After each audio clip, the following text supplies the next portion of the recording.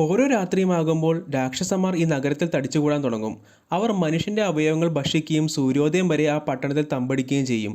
നഗരത്തിലെ ജനങ്ങളെ സുരക്ഷിതമായി നിർത്താൻ സൂര്യാസ്തമയത്തിന് മുമ്പ് ജാക്ക് മുന്നറിയിപ്പ് മണി മുഴക്കി.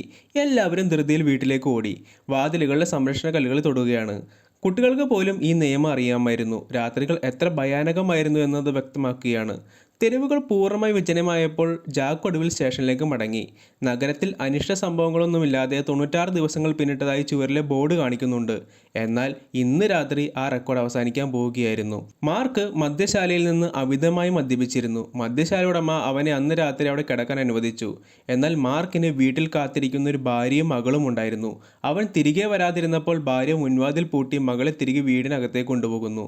അന്ന് രാത്രി വൈകി ആ കൊച്ചു പെൺകുട്ടി ഉറങ്ങാൻ ഒരുങ്ങുമ്പോൾ ജനലിന് പുറത്തു നിന്ന് തൻ്റെ അമ്മൂമ്മയുടെ ശബ്ദം അവൾ കേൾക്കുകയാണ്. എന്നാൽ അവളുടെ അമ്മൂമ്മ ആവട്ടെ വർഷങ്ങൾക്ക് മുമ്പേ മരിച്ചു പോയതാണ്. അവൾ കർട്ടൻ നീക്കി നോക്കിയപ്പോൾ അമ്മൂമ്മ അവിടെ നിൽക്കുന്നത് കണ്ടു.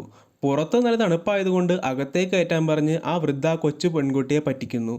അമ്മ അവളെ തടയാനാവത് ശ്രമിച്ചെങ്കിലും അപ്പോഴേക്കും വൈകിപ്പോയിരുന്നു. അടുത്ത ദിവസം രാവിലെ മാർക്ക് ഉണർന്നപ്പോൾ തൻ്റെ വീടിന് പുറത്ത് അയൽക്കാർ തടിച്ചു കൂടിയിരിക്കുന്നത് കണ്ടു. എന്താണ് സംഭവിക്കുന്നതെന്ന് അവൻ ചോദിക്കുന്നതിന് മുമ്പ് ജാക്ക് കോപത്തോടെ ഓടിയെത്തി അവൻ്റെ കരണത്തടിച്ചു. കുട്ടികളുള്ള കുടുംബങ്ങളൊക്കെ ജനലുകൾ മര്യാദയ്ക്ക് അടയ്ക്കണമെന്ന് ജാക്ക് വളരെ തവണ മുന്നറിയിപ്പ് നൽകിയിരുന്നതാണ്. കാരണം കുട്ടികളായിരുന്നു എളുപ്പത്തിൽ ഇരയാകുന്നത്. മാർക്ക് അവിടെ മുട്ടുകുത്തി വീണു. പക്ഷേ അപ്പോഴേക്കും എല്ലാം വൈകിപ്പോയിരുന്നു. തൻ്റെ അശ്രദ്ധയ്ക്ക് അവനിപ്പോൾ വലിയ വില നൽകേണ്ടി വന്നു.